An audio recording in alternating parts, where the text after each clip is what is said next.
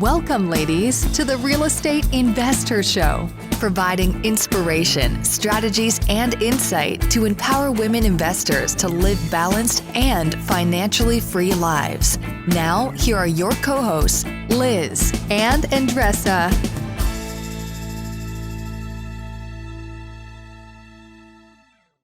So on today's episode, we are so excited to share with you. We have two amazing women on our show today, right, Andressa? Yeah, they're awesome. And they are both contributors to The Only Women in the Room book that we just published and we're so excited about. And the theme of today is all about changing your career. Both of these women are fantastic full-time real estate investors, but they didn't begin that way. And they had multiple different steps to get them there. And we really dig into the topic of not just how to change your career, but the why behind it and the process behind it. So you're going to get some super tactical steps on how to actually make this happen if that's of interest to you. Absolutely. And if you are that person that you're happy with your career, but you're thinking about changing, right? We are in the middle of a pandemic right now. You're reevaluating things, but you don't know where to start. So this episode is for you. Those ladies, they laid out all the step-by-steps and things that you must think before you take the leap of faith. So enjoy this episode. And if you did not buy the book yet, go ahead. We have the link over here on Amazon, The Only Woman in the Room. It's an exceptional product out there that we are very proud to put our stamp on it. And it's made for all of you out there. Welcome back, ladies. This is Liz. And this is Andressa. Welcome back to the Real Estate Investor Show, where we are on a huge mission to do what, Andressa? What are we on a mission to do? We are on the huge mission. We had nothing else to do in life, so we chose to be here to empower women to live a financially free and balanced life, whatever balance means to you. Yes, that is what we're up to. And we have two amazing women on our show today, Ms. Palak Shah and Patricia Redhawk. Welcome to the show. Thank you. Thank you for having us. Yeah, we're going to jump into, they both have been on our podcast previously. We'll put that in the show notes. Palak, you've been on it twice. Patricia, you've been on it once, but you're set to be on it again. So these two ladies are just rock stars, both investor meetup leaders and also co-contributors to the book, The Only Women in the Room. So we're going to get into their stories in a moment and talk a little bit about just what came up in both of their chapters and really dive into that in a moment. But before we do that, we thank you for being here. We thank you for listening. You have a lot of podcasts and things to listen to and consume. So thank you. Thank you for being part of our community. Thank you for being on this journey with us. And we always like to get connected to all of you and kind of share what's up for us, maybe like a little tip, trick, strategy, or just or even just share something that, comes up for us. So what is happening, Andressa, before we dive into our show today? So today is August 19th, 2020. Today is a very important day. So tomorrow is the day that I'm going to finally meet my mother again. So you guys might be thinking, what the hell are you talking about? So my mom lives with me. And as a single mother, all of you that are single mothers understand how important it is to have a support around. So in February 2020, my mom, as she normally does, she goes to Brazil to visit my family there for a couple of weeks. And guess what happened? COVID happened. So we made a decision that was best for her and for everybody, for her to stay there. It was a very difficult decision to make because number one, she is my top priority. So her health is my top priority. But for her to accept the decision that she was not going to come back and be a support for me here during this craziness was very difficult for her and for all of us. But everything worked out well. 5 months, almost 6 months later, she is back. She is in quarantine in one of my Airbnbs, and tomorrow is the day. Right? Awesome. Tomorrow is the day. And here's what I want to tell you guys, why I'm talking to you guys about it. Because during this period where I did not have her, I had to have a support system around me. to call me out and to say, hey, you come first. Your cup needs to be full in order for you to help others. Liz was very important in my life. Countless times she said to me, no, you're going to sleep. No, we are going to delegate this. No, we're going to do this. And if you don't have somebody, this community is here for you, because the moment that you choose to do more in life, you've got to have core people around you that can support you, slap in the face if needed, call you out, and have your back. So that's what I'm bringing up to all of you today. I love it. I love it. Well, give her an extra hug for me too. That's awesome. Take a picture of it and go, oh, yes. It's amazing how good hugs feel, right? With folks that, Andressa, I haven't seen you since COVID. I haven't seen any of these wonderful ladies. So we have a retreat we're doing this weekend. So I'm going to give you a hug, whether you like it or not. Mask or no mask. So without further ado, let's jump in here. Both of these ladies are absolutely amazing.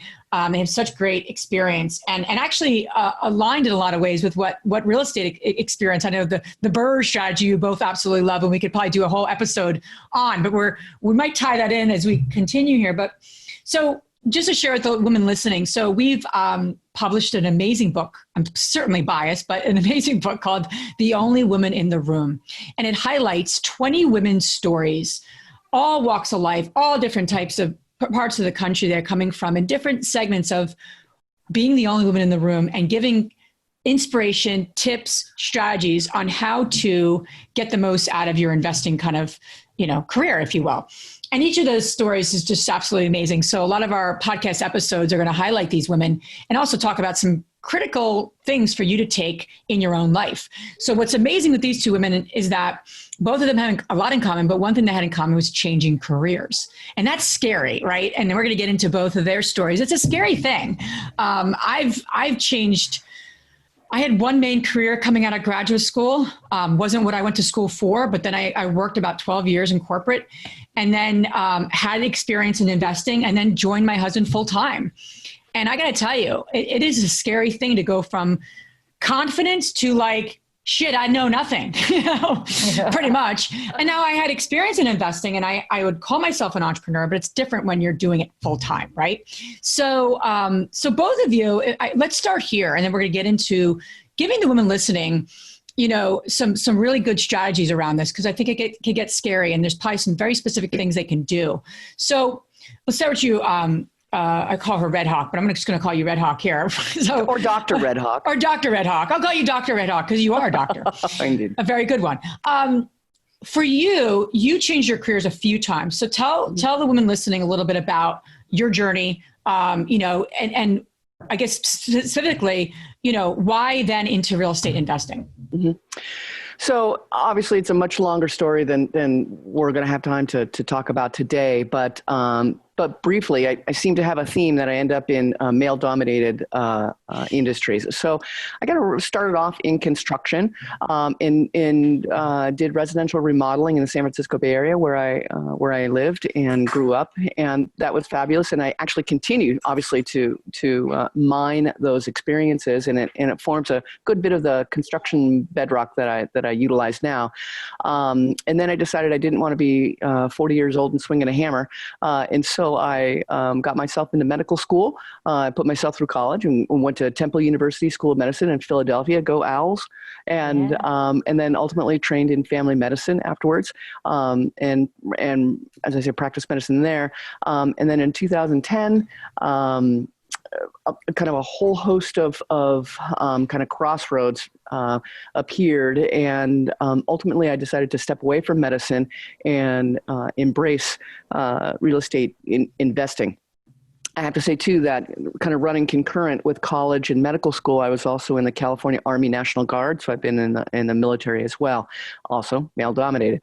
And I have to say that each of those experiences, construction, military, being in medicine, have provided such an incredible and enriching series of experiences and understandings and insights about myself, about people, about working, about how to problem solve, how to think, how to learn. Those are absolutely key, I think, insights for myself that I pulled away from all of those. And then ultimately I decided to shift into real estate investing, because when I look back at the kind of sporadic real estate investing experiences I had up to 2010, that was always the most fun that I had. And so when kind of looking at a career in medicine where I felt like the American healthcare system was broken, and I was really sort of asking fundamentally what my role was going to be in that, I decided, you know what, I want more fun in my life. I want more control. I want more flexibility, more options. And so when I sort of looked at the classic kind of pro and con list at the kitchen table, I decided real estate investing is really a much better fit for me, for my creativity, for my entrepreneurial side. And I really embraced it. And, and I get that classic conversation all the time. It's like, oh my God, you're a medical doctor, you're an MD. Why did you step away from that? So I'm obviously constantly answering that question, and it's never a short answer. But I have to say that I would make the same decision all over again. I've never been happier in my life. Absolutely. Love it. Love it. Palak, how about you? Yeah, first of all, so honored to be here with all three of you. So thank you for having me. So very similar to Dr. Red Hawk's story, in the sense that I was in a male-dominated field as well. I was a mechanical engineer, worked in corporate for 17 years, and then my husband and I decided to have kids in our late 30s. And everything was great until we had kids. And then I realized that, you climb up this corporate ladder, and then you think that, this is a perfect time to have kids, because now, I did what I wanted to do, and now I'm going to have kids. Except the higher up you climb, the less time you have for family. And so one day, as I was sitting in my office with all of the glass windows, wherever there was glass that people could see inside was covered with newspapers, because I was pumping breast milk while I was on a conference call. I had this moment of clarity, and I was filled with resentment. And I just said, you know what, is this what I worked so hard to get to, where I'm covering this office I worked so hard to get to with newspapers and doing this? And I was just filled with resentment. I just knew that, that there was nobody who was going to come and save me from that.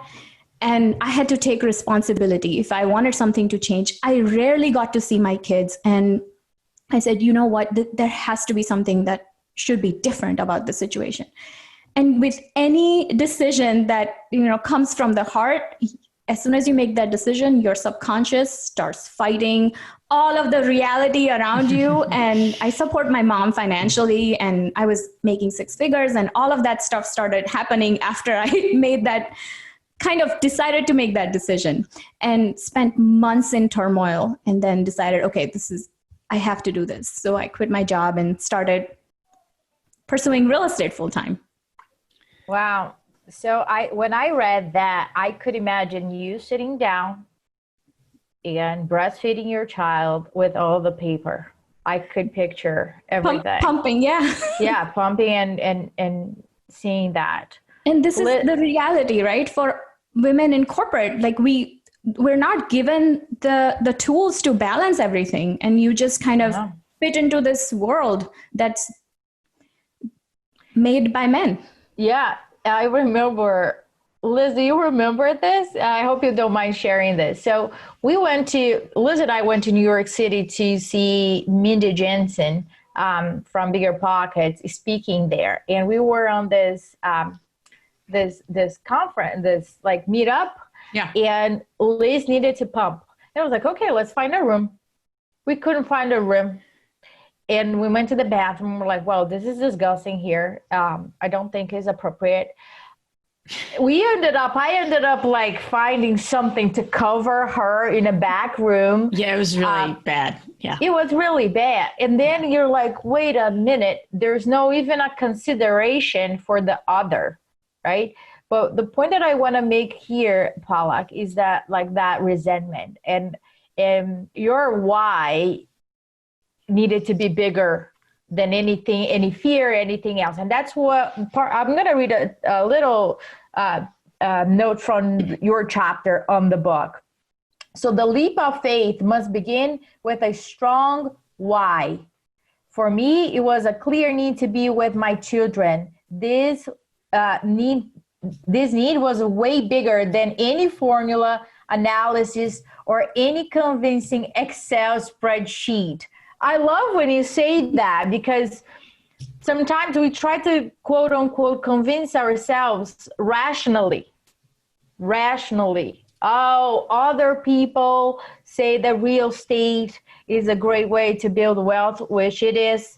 But Warren Buffett and Robert Kiyosaki and so and so. But what you're saying here is that it needs to be like basically coming from your gut. If it is not from there, there's no rationale or a beautiful spreadsheet that is going to make you move forward. So I would like you to speak more about that. Yeah, so as an engineer, I'm very analytical and everything has to be like very step by step. But something like this has to come from your subconscious. It's not a very reality-based decision. It's a vision that you're chasing. And the spreadsheets and all that, you can do it, what do you say, till the cows come home? But it's still not going to convince you on your vision unless you're absolutely certain that you want to do that, right? And at some point, you have to take a leap of faith. And I feel like anytime, and multiple times in life I've done that, is anytime your vision is bigger than your reality, you have to make a choice and take responsibility and be like, you know what, this is my vision and I'm taking the responsibility to make it a reality. And no one else can help us with that. We have to do it for ourselves first, and then find ways to, there is the investor community is amazing. There is an entire community helping women succeed, but you have to make that decision first and take that responsibility first. Does that make sense? Palak, can I ask a question? For me, like, I think you're absolutely spot on that when you have that vision and it becomes, it really works on your subconscious when you're asleep and even when you're not thinking about it, clearly you're thinking about it. But did you get to a point, because this is the way for me, I know we talk about the why and there's a lot of conversation in our investor space about that. But for me, it's the vision became so powerful that it was as if I had no choice. Ultimately, it's like no other way was going to be as good, as valuable, or it was just such an obvious thing to do. And so that leap of faith became, there's a saying, and I'm not even sure where it comes from, but the idea is that when you get to that point where you have to make a leap of faith, you have to believe that when you make that leap, you will either step out onto solid ground or you'll be taught to fly. And I feel like that's really it. You got to a point where for me, there was no decision. I had to do this because this was the life that I had envisioned for myself. And when I started to experience the power of being able to create my best life, no other choice was possible. I mean, did you get to that point where the vision was just so compelling that it was just obvious you had to do this? Yeah, so the leap of faith has to begin with something visceral. It is something I felt in my body. This had to be done. And, something to clarify here, it wasn't for my kids. It was for me. Not because I thought it was better for them to be with me or anything like that. It was because it was my personal need to be with them. So it has to come from your gut to be able to do that. Yes, you're absolutely right. Yeah. No, I love that. And you can kind of feel it from both of these women, right? So here's what I'm thinking though, too. I'm thinking about the women listening and the women that are going to read this book. And they don't have that clear vision, right? They hear what you're saying. They can appreciate what you're saying, but they're not there yet. So how does someone get there, right? So what does that process look like? Is that, the vision board? Is that writing it down? Is that going on a journey by yourself? I don't know. I mean, I know I've done a lot of different things over my lifespan. And when I left my high paying consulting work, I didn't know how we're going to really pay all of our bills at the time. And I was about to have our first little one, because we were still, figuring things out. My husband and I were figuring things out for a long time. And I mean, we were making money, but it wasn't where we wanted it to be, or completely replacing, quite honestly, what I was making. But at that point, you have to take a leap, and it becomes something like, there's no other choice here. We are going to figure this out. But I'm just trying to dissect that for a woman listening that may not be there yet. So, what were some of the things that you did? Was it, what was it for you both? And what can other women glean from that so they can apply it in their own lives? So, Dr. Redhawk, why don't you start? Yeah. So for me, and I can completely appreciate that.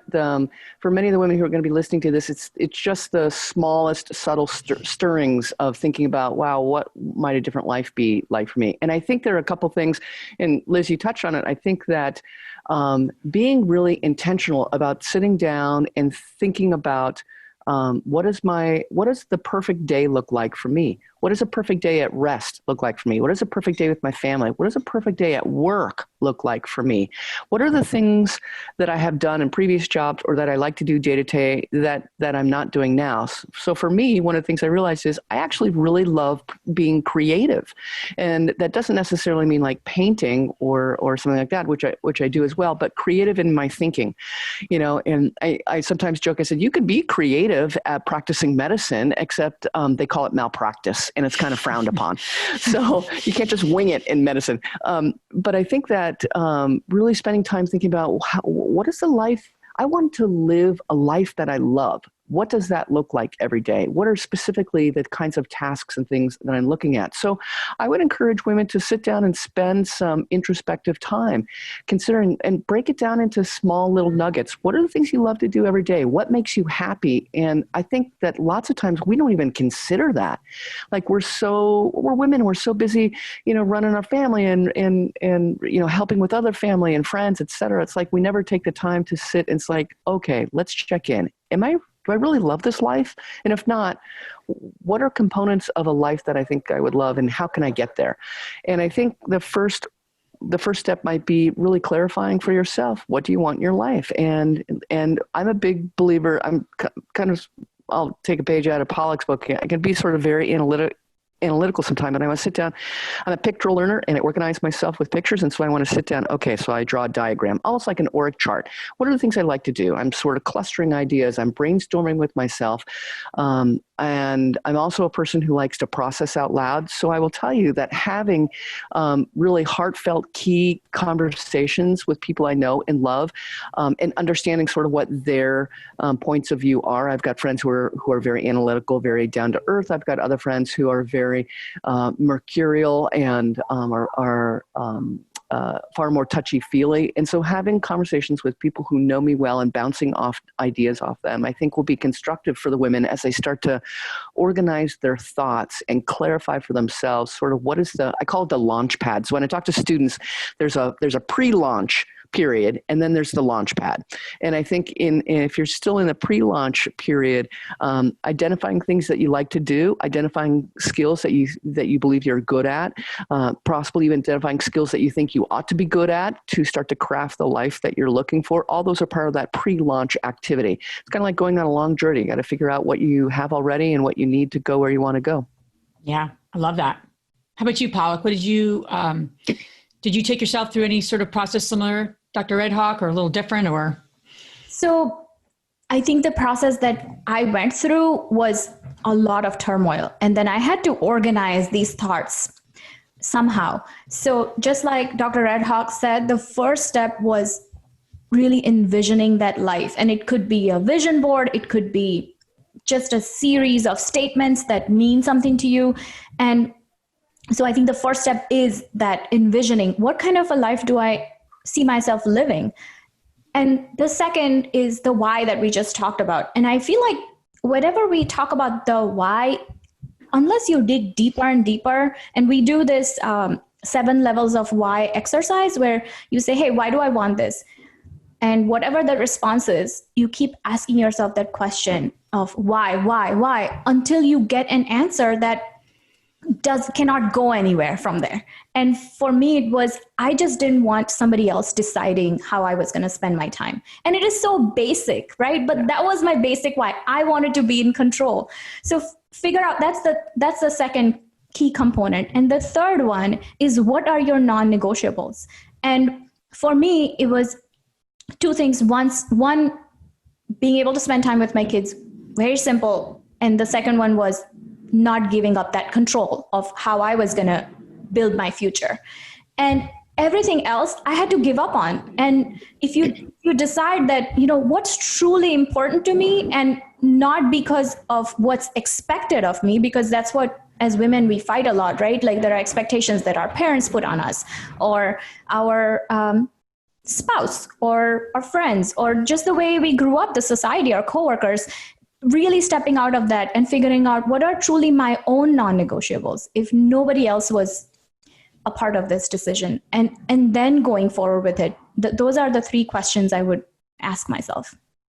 I just want to pick back, because the way that, on these conversations, in my head, I'm thinking the women that are listening and they're considering real estate, what are the yes, but if that they are thinking, right? So what came to me is like, yeah, I get all of that, but my parents paid, and I am paying still for my, nursing school, college, or I dedicated a lot of years. Yes. I am no longer on my 20s, and it's not that I am really super happy with it, but it's not that bad. I can continue doing it because I have a paycheck and I'm paying my bills.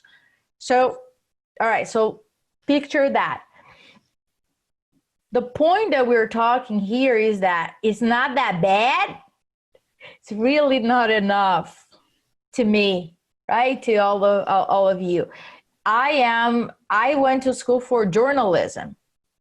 I pay for 2 master's degree in communication. And when I hear people coming to me and saying, did you go to school for real estate? I was like, yeah, later on. I did some courses and pay for trainings, but my formal training is in communication. It is in journalism. So I was like, oh my gosh, did you waste all of that? So here's my thought process. None of the skills that I learned in journalism on both my master's degree was wasted. None of it. All the skills. I am interviewing people now. Guess what journalists do, right? Isn't it? Communication throughout. So for all of you that are listening to it, I don't want you to label yourself as a nurse, as an engineer, as an attorney. You can say whatever. I want you to focus on your skill sets, the transferable skill sets that you can apply in real estate. It's so important for you to, number one, be aware of that. Because if you're not even aware of that, then what's the point? And the other point that I want to talk to you, like one step further for you to know yourself, Liz is one of the biggest experts that I know about personality test. And that is such an important task for you to do, to know yourself, to really start shaping it. So as Dr. Patricia Redhawk said, as Palak said, as we are all sharing here, it's not like 1 + 1 = 2. You're going to start experiencing different things to find your way through it. But those things that we are saying now, it can give you a step forward. So if you don't know what you like, start by knowing yourself, because it's going to give you clues. And look at your personality traits. One thing that, Patricia, you mentioned on your on your chapter that I want to bring it up. And this is something you're always real. In every single conversation that I've had with you since the first time I met have been extremely real. And I didn't expect anything else from you on your chapter. So here's what you say. So here's the real deal. It's not enough to want it. You must to go after it. And I completely agree with you, because I hear a lot of people saying, yes, I want to invest in real estate. Yes, I want it. So what you're saying is that that is not enough. Correct. It's not enough. It's shocking for a lot of people. And here's what I think I also say this in my book, and I have thought about the phrase since then. I'm going to elaborate. So one of the things I think I say, and it's certainly something I feel, is hustle will get you a seat at the table, right? So hustle will get you a seat at the table. You got to outwork and out hustle other people. Other people might be men primarily, because real estate investing is so dominated by men. You have to out hustle and outwork people to get a seat at the table. Grit, your ability to stay there, grit will keep you at the table. Hustle will get you there. Grit will keep you there. But I got to tell you, whatever those things are that you did to get yourself a place at the table, doing that over the long haul with deep commitment, that lets you own the table, right? So it's like, it's kind of taking it one step further. So one of the things that I, all the time, women are very excited to meet other real estate investors. And they talk about, I want to do this, I want to do that. And of the students that I've worked with, one thing sets them apart, and here's it. So if someone says to me, hey, I'd love to work with you, or I want to be a real estate investor, what would you recommend? I said, I know exactly what I recommend. I have it on my phone.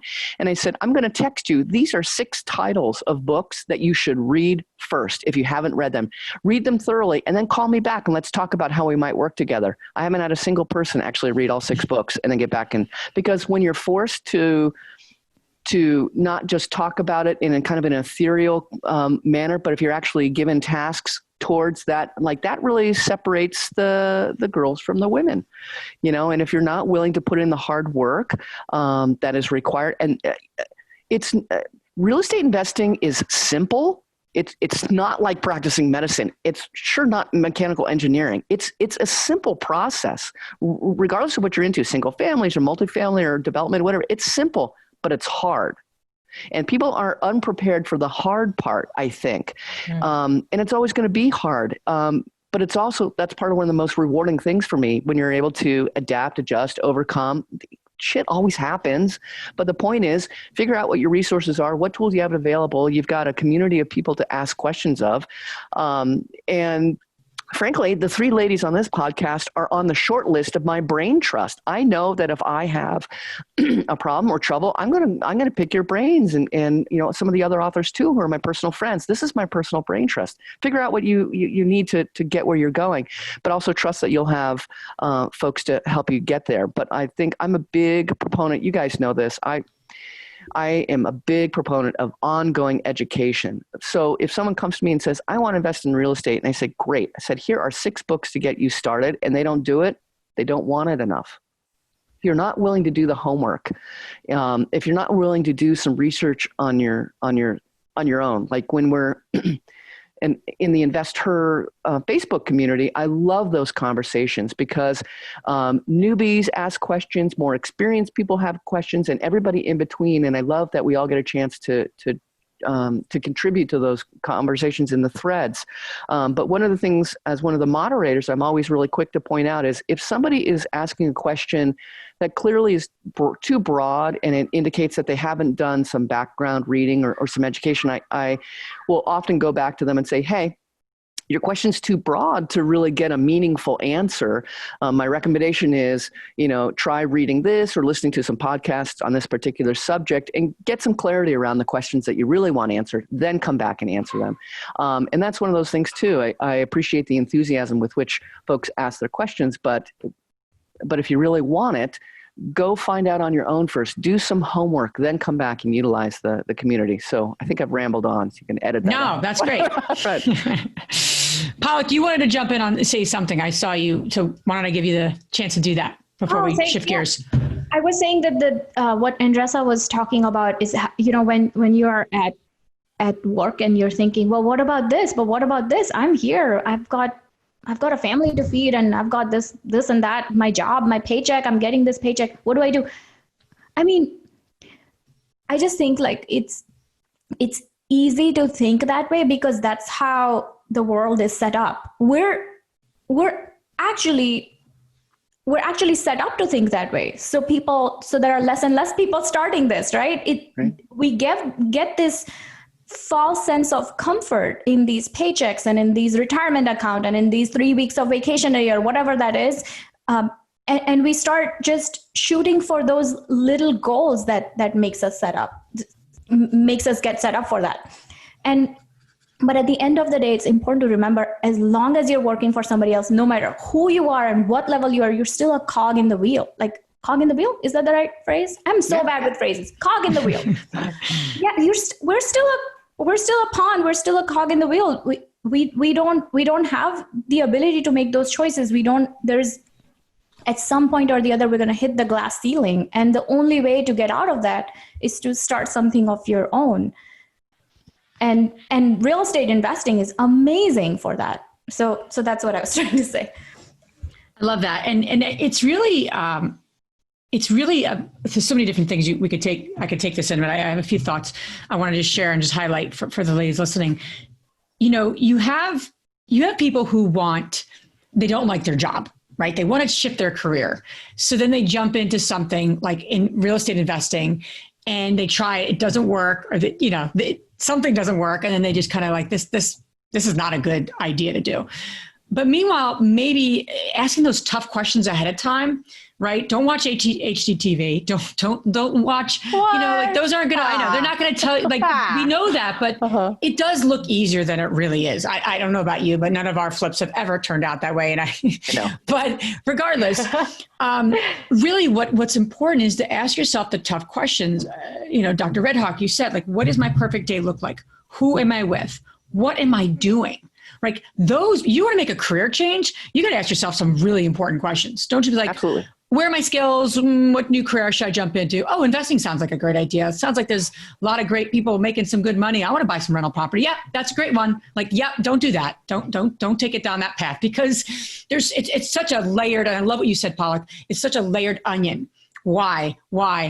So looking at your perfect day, looking at what you like love to do, what your skills are, all the questions, what would you do if you didn't get paid, right? All those important thought-provoking questions, your personality traits, like Andressa just said beautifully, like what is I in my kind of core genius? Like, what do I do that comes so naturally, like, eating and sleeping, right? All those things. That's the work you need to do because investing could be something passive for you. It could be active. And too many people are like, yeah, I'm going to replace my income and then they're like, this should have just been a passive approach, right? I don't think everyone should quit their jobs and just get into real estate investing if that's not the right path for them, and maybe it is, but you got to do that work to figure that out and talk to a lot of people and see which way they went and how they did it and what works for you and your lifestyle. I just don't think it's as simple as like quit your job, start something new. I think it makes it look really easy and really simple. And I don't think you do enough work that we're saying to get you where you want to go. And then the other point I just want to quickly make as we think about a few things are some tips. Instead of saying, can I, how can I, and I know for me, I stop myself with certain things. Even today, I read a lot. I listen to a lot of great books. I've got coaching. I've given coaching. Like I just, and I find myself sometimes like, Mom, can't do that. I can't do that. No. I'm like, this is crazy. Stop. I'm not a victim. How can I? And like, we got to all stop ourselves from being victims. We're not victims. No one's doing this to us. No one's out to get Liz. We got to you got to be your own advocate and then get the support and be part of a community. But you can only be part of a community and get the support if you're willing to get the support, right? So being that coachable person as well. Yeah. So for the both of you, what would you say? You got someone listening here today and they want to take the first step, right? We talk a lot about taking steps.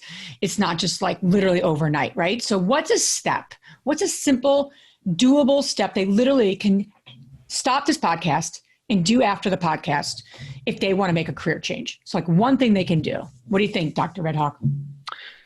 Two things come to mind. One is only one. No, I'm joking. Yeah, that's so typical of me, right? Right. I only have 10 things left. No, I'm not. The first is recognize that wherever you are now in your life, and whatever experiences have led up to whatever jobs you've had or whatever you are, everything you've done before will help you on your investment path. Absolutely everything.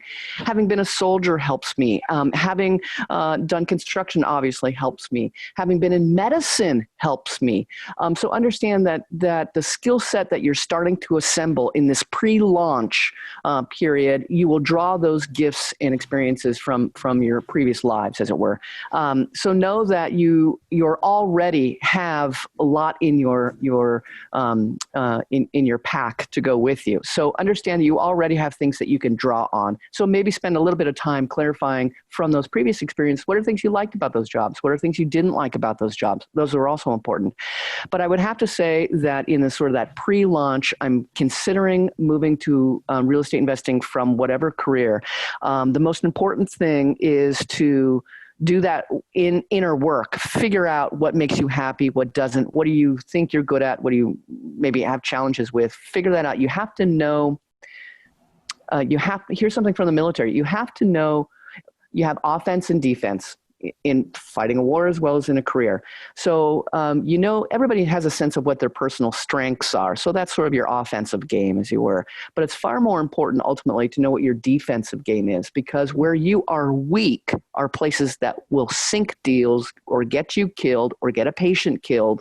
So the areas in which you are weak. So know your weaknesses are just as important, if not maybe a little bit more, than knowing what your strengths are. Your strengths will take care of themselves because they're naturally part of your DNA. But knowing where you're weak will kill a deal. And so I use really kind of powerful language because I think I really believe in it. Knowing where my weaknesses are has been, has ultimately enabled me to figure out sort of what my core genius is and what it's not, so that I shore up those areas. I get help. I educate myself. I work with other folks. I ask friends, other colleague investors. So that's what I would say. I would say that understand that you haven't been enriched up to this point. Figure out what all those things that have enriched you, and then also figure out what you're not good at, and then start to do your homework. Start reading books. I cannot tell you how much free information there is via podcasts. Even if you walk away with one little nugget, well, you use that nugget over and over and over again. That might literally make you $1 million over the course of your, or save you 1 million hours, time and money. So that's what I'd say. Man, understand yourself. You're already enriched. Figure out what those are, and then start doing your homework. Lots of free stuff out there. So make a system, make a plan, do your homework, pre-launch, start to prepare. That's what I would say. Love it. Love it. That's awesome stuff. How about you, Palak? What do you think? What would you say to that woman listening that wants to take that first step? I would say figure out what kind of investor you are, right? So the first, I always say there's 3 types of investors. The first investor doesn't have money. They have a ton of time. They need to approach real estate investing completely differently than the other 2 kinds, right? You have time. So offer your support in exchange for learning, right? And figure out your strategy that way. The other extreme is the third kind of investor who has a significant amount of money, but has no time, no desire to really make a significant career change like me or Dr. Red Hawk did. Figure out how to invest passively, like Liz just mentioned, right? Figure out that's going to be what's right for you. And then there is this investor in the middle. Maybe you have some capital, not a lot, like this third kind. You have some capital and you have some time. So figure out what strategy fits your lifestyle and really figure out what kind of investor you are. And then the next step is to, as I was saying, take responsibility and know that, and I say this to whoever comes to us for our coaching program, you cannot pay your way to success. You're going to have to put in the work. You're going to have to take responsibility and do the work that's needed. And then the last thing is that when you try to build yourself into something new or build an entirely new business, there's going to be destruction first that's going to lead to that. So you're going to like see things break. Things are going to fall apart at first. And you got to be prepared for that there's going to be failures.